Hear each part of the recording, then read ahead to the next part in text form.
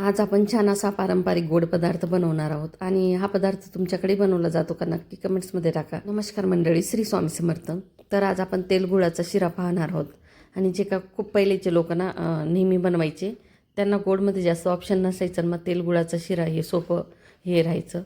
तर तुम्ही तूपही वापरू शकता, पण तुपाची तेवढी टेस्ट येत नाही, कारण पीठ वापरतो आपण, गुळ वापरतो इथं, म्हणून तेलच वापरायचं. तुम्ही तेल कोणतंही वापरू शकता. मी ऑलिव्ह ऑइल होतं तर ते वापरलं.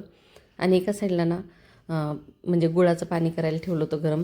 तर मी 1 वाटी पीठ घेतलं ना, तर अर्धा वाटी गुळ, अर्धा वाटी तेल घेतलं होतं. तेल गरम झालं ना की पीठ घालून घ्यायचं आणि छान असं भाजून घ्यायचं मंद आचेवर. तर गोल्डन ब्राऊन होईपर्यंत भाजायचं आणि त्याचा सुगंध पण येतो. त्याच्यात मी 2 वेलच्या घालून घेतल्या, थोड्या ठेचून अख्ख्याच, आणि सुंठ पावडर घातली होती. आणि ग्लासभर पाण्यात बरोबर होतं एवढं माप. तर तुम्हाला ही रेसिपी आवडली असेल तर एक लाईक करा, शेअर करा. नवीन असाल चॅनलवर तर सबस्क्राईब नक्की करून घ्या. धन्यवाद.